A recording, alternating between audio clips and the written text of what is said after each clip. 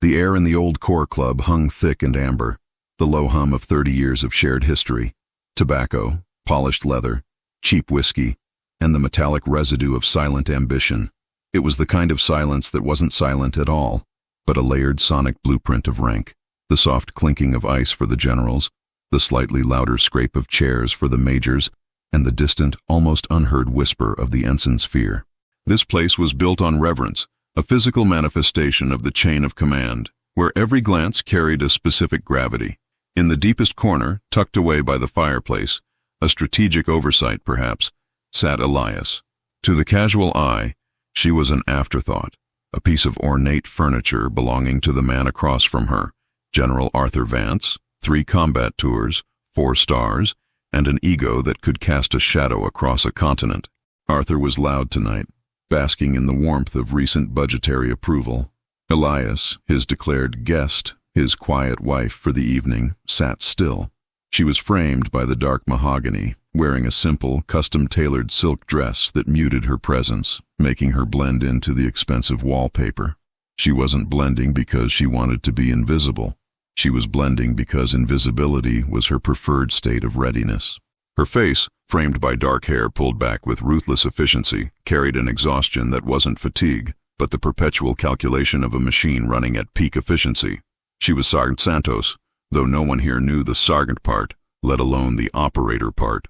Tonight, she was Elias, the quiet accessory. Arthur leaned forward, his voice cutting through the already crowded air.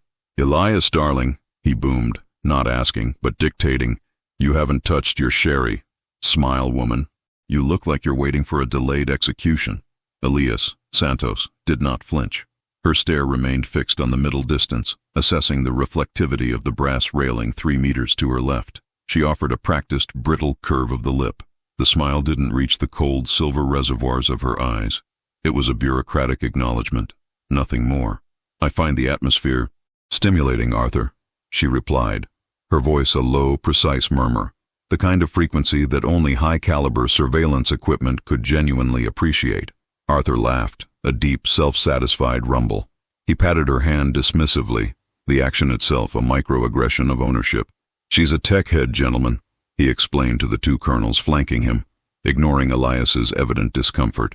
"Brilliant with code, utterly useless with cocktail chatter. Just feed her quiet confidence and she'll power down." The colonels chuckled obediently. In this environment, General Vance's pronouncements were scripture, and Elias, the technical specialist capable of collapsing global infrastructure with a keystroke, was reduced to a quiet, compliant wife. This was the friction Santos lived with, the operational necessity of being invisible pitted against the visceral contempt for being overlooked. Then, the gravity shifted. The antagonist arrived. Captain Marcus Thorne was loud before he was visible. He was a newly minted major, still adjusting to the weight of the silver oak leaves on his shoulders, or rather, flexing the weight. He wore his uniform like borrowed confidence, his chest puffed out, fueled by 3 rapid-fire scotch and sodas, and the conviction that he was, at this moment, the most important man south of the Potomac. Thorne and his entourage, 2 lieutenant commanders desperate to be validated, stumbled toward the bar, their path slicing carelessly through the established order of the room. Thorne saw Santos instantly. He didn't see Elias, the person. He saw the object placed next to the power source. He saw a beautiful woman who was clearly bored, and therefore in his intoxicated calculus, available for his superior attention. He stopped 3 feet from their table. General Vance was momentarily engaged in a low-voiced debate about missile trajectory, his attention focused inward. This, Thorne calculated, was his window. Thorne leaned in, resting one heavy hand on the general's empty chair, smelling faintly of stale cologne and cheap Triumph. His voice dropped, but only to a stage whisper designed to be heard by everyone except the general himself. "Well, well," Thorne slurred, his eyes raking over Santos's controlled posture. "What have we here? The general's secret weapon? Looks like someone forgot the protocol for deployment." He chuckled, a wet, grating sound. Santos's stillness intensified. This was the moment. The disrespect wasn't just personal. It was a fracture in the operational matrix. Her role required total anonymity, but her training dictated swift, precise remediation of threats. Thorne wasn't a physical threat, but he was a hierarchical virus. She didn't look up. Her fingers resting lightly on the linen tablecloth were perfectly aligned. She was contemplating the exact pressure needed to crush the crystal glass in her hand without making a sound that would alert Arthur. "Ma'am," Thorne insisted, stepping closer, his shadow falling across her face. He used the term ma'am not as respect, but as condescension, a patronizing formality for a civilian who didn't belong. "You look like you need better company than a man whose primary concern is the curvature of his retirement package." His lieutenant commanders snickered, stifling their laughter with poorly concealed coughs. The room's overall sound level dipped. The low frequency of rank-based anxiety was increasing. They knew Thorne was sailing close to the edge of the abyss. Disrespecting the general's company was disrespecting the general himself, even if he was distracted. Santos finally lifted her gaze. It was a slow, deliberate movement. The narrator must pause here, for this moment was the epicenter of the slow burn. Her eyes, not brown, not blue, but a chilling, depthless gray, locked onto Thorne's. They were the eyes of a person who had seen the precise moment. Life leaves a body and had catalogued the data. "Captain," she articulated, her voice devoid of emotion, a pure synthesized tone of neutrality. "You are impeding a critical analysis." Thorne grinned, misinterpreting the controlled demeanor as coy nervousness. He leaned in further, dangerously close, and placed his index finger on the edge of her glass, pushing it slightly forward. "The only thing critical here, sweetheart, is your need for a real drink," he whispered condescendingly. "Let me buy you one, something less dusty." The arrogance was absolute. He had crossed the line from drunken flirtation to overt insubordination, assuming authority over a senior officer's guest, and physically invading her space. Santos inhaled, the movement almost imperceptible. This was not the breath of fear or anticipation. It was the calculated intake of oxygen required for maximum cognitive efficiency. In her mind, the threat assessment algorithm had just moved from yellow to hard red. General Vance finished his conversation and turned back, noticing the sudden silence and the close proximity of Thorne. Arthur's face tightened with irritation. He saw the breach of decorum instantly. He had spent his life protecting his territory, and Thorne was standing in his corner. "Captain Thorne," Arthur barked, his voice laced with the heavy metal of command. "Step away from the table now. Elias is not to be disturbed. She tires easily." Thorne immediately straightened, snapping to attention, the alcohol-fueled confidence evaporating into a plume of nervous sweat. He stammered, "General, sir? Apologies, sir. I was merely—" "You were merely forgetting where you were, Captain," Arthur corrected, his gaze a sharp chisel. "Go. Find a quiet corner and meditate on the importance of situational awareness." Thorne, humiliated, nodded frantically and retreated, dragging his two terrified subordinates behind him. But before he vanished, fueled by a mixture of scotch and spite, he committed the final, unforgivable tactical error. As he turned his back, he muttered, loud enough only for the table to hear, but intended for Elias, "Just a general's expensive accessory. No respect for rank when you haven't earned it." The words landed like a depth charge in the deep silence Arthur had created. Arthur stiffened, his face registering true anger now, not just for his reputation, but for the insult directed at his wife. But before Arthur could unleash the four-star firestorm, Santos acted. She did not raise her voice. She did not look at Thorne's retreating back. She simply lifted her crystal glass of sherry, the dusty drink Thorne had mocked, and, without taking her eyes off the general, she spoke a single, low-register sentence. A sentence that was not English, not Russian, but a pure, unadulterated procedural code. "Sierra Echo Tango, 506. Acknowledge proximity violation. Initiate clearance protocol Gamma 1. The effect on General Arthur Vance was immediate and seismic. The fury drained from his face, replaced by a ghastly, bone-deep terror.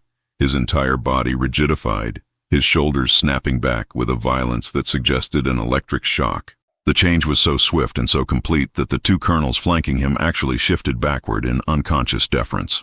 Arthur swallowed hard, the muscles in his throat visibly working. The color of his face changed from florid aggression to an ash-gray fear. He understood the code, he understood the designation, and he understood the immediate requirement for Gamma 1 clearance.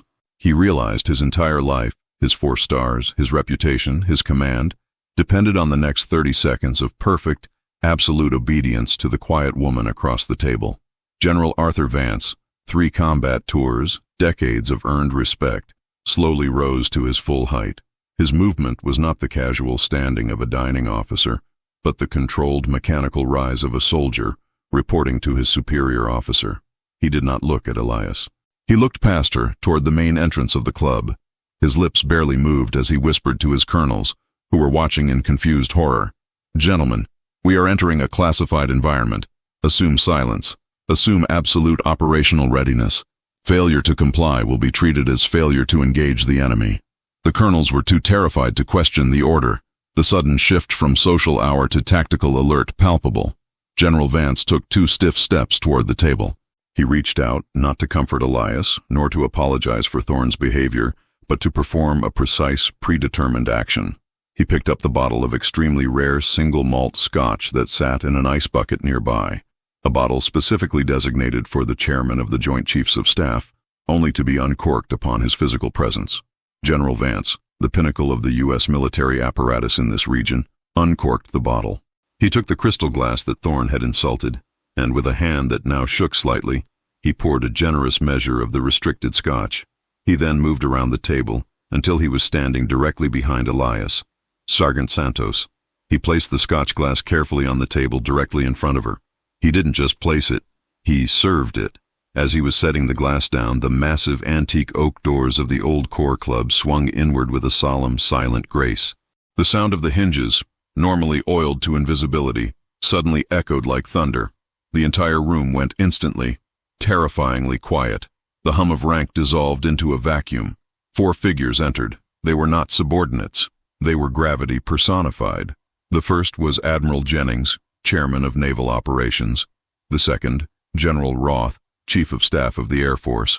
The third, Admiral Chen, Director of National Intelligence.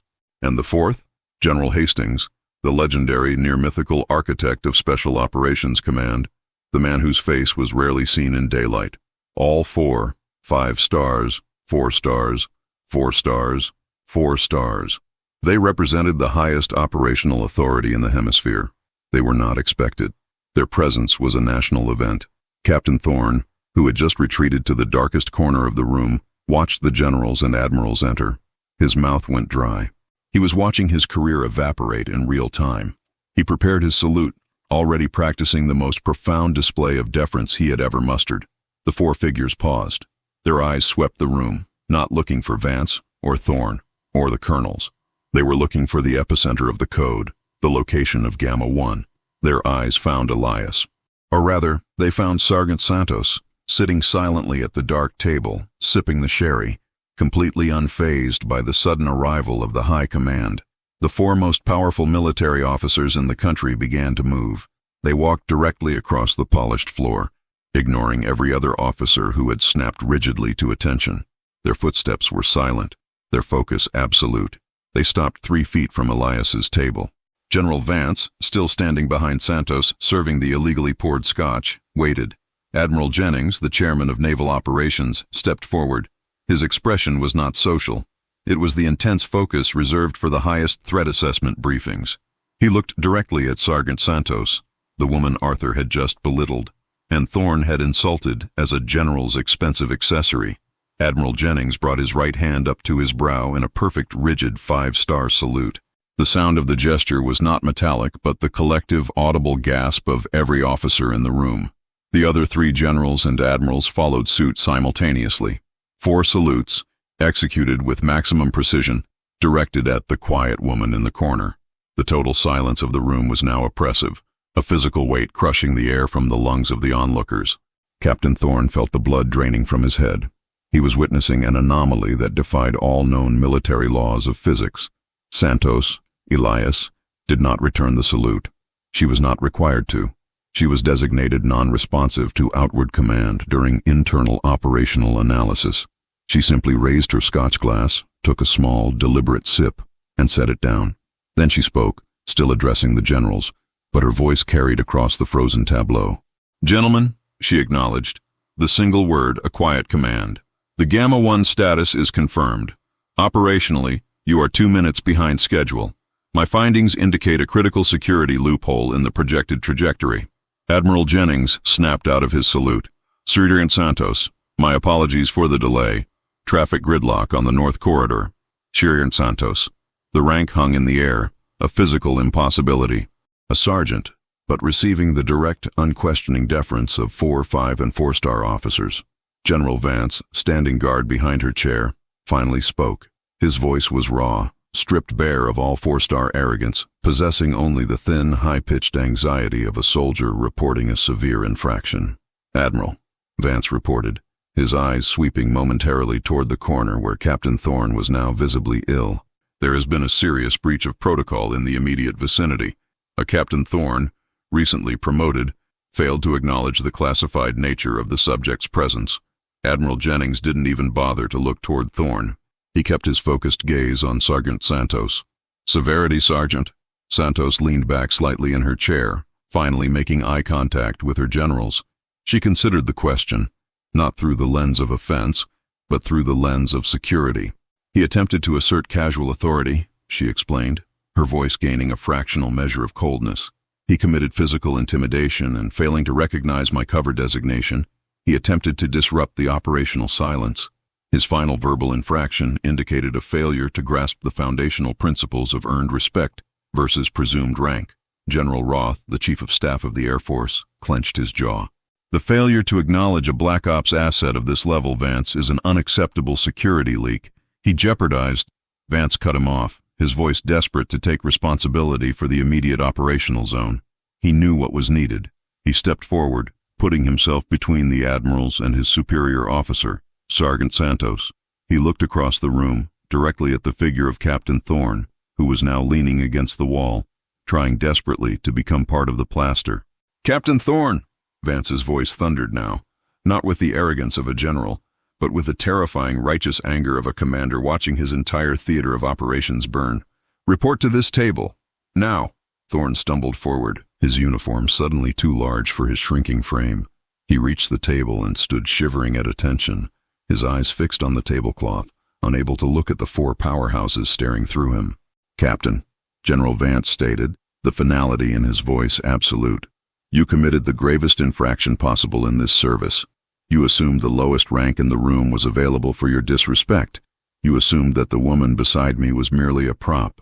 Vance paused, ensuring that every officer in the club, from the colonels hiding their faces to the bartenders freezing mid-pour, understood the magnitude of the next statement. Vance turned his head slightly toward Santos, his gaze snapping back to Thorne immediately.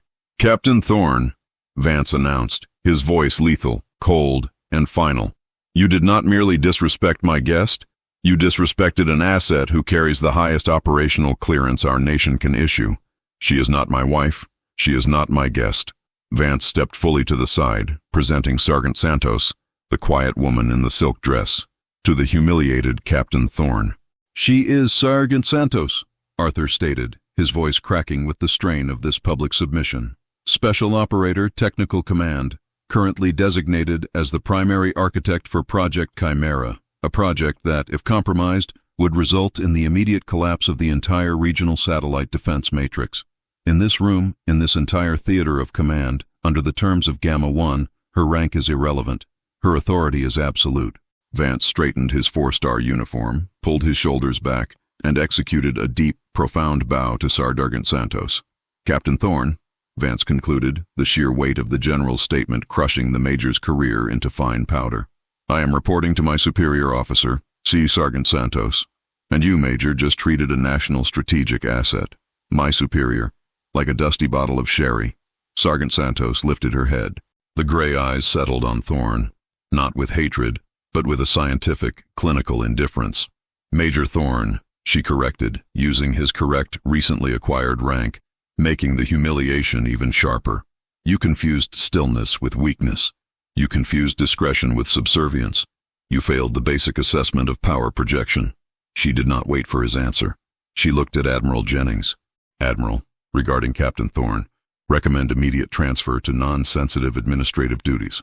Full operational security review. He is statistically unstable in high-pressure environments. His ability to correctly read the room is 0. Jennings nodded instantly. "Consider it done, Sergeant. Effective immediately, Major Thorne is on administrative leave pending full investigation." Thorne opened his mouth, but no sound came out.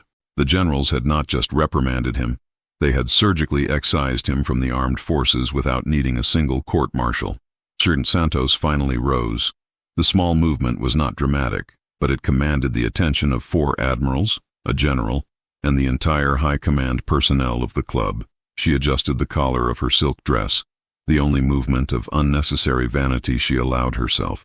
She took one last slow sip of the forbidden general-served scotch. It was perfect. She looked at Thorne one last time, delivering the lethal, quiet verdict. "Respect," she whispered, her voice carrying the absolute coldness of a weapon being locked and loaded, "is earned by performance, not by stripes, not by leaves, and certainly not by volume." She placed the empty scotch glass precisely on the tabletop. She walked past the 4 saluting frozen admirals, who maintained their deference until she had passed them entirely. General Vance moved to follow, but she stopped him with a slight, almost imperceptible gesture of her hand, a technician overriding a faulty system. She walked toward the exit. She did not hurry. She did not look back. The silence she left behind was not the absence of noise, but the massive vacuum created by the complete and utter inversion of established order. The heavy oak doors closed behind her with a soft click, sealing the room and sealing Captain Thorne's fate in the sudden, terrifying realization that the quiet woman in the corner had not been a distraction, but the operational core of the entire installation. If you believe respect is earned by blood and not by rank, type respect in the comments.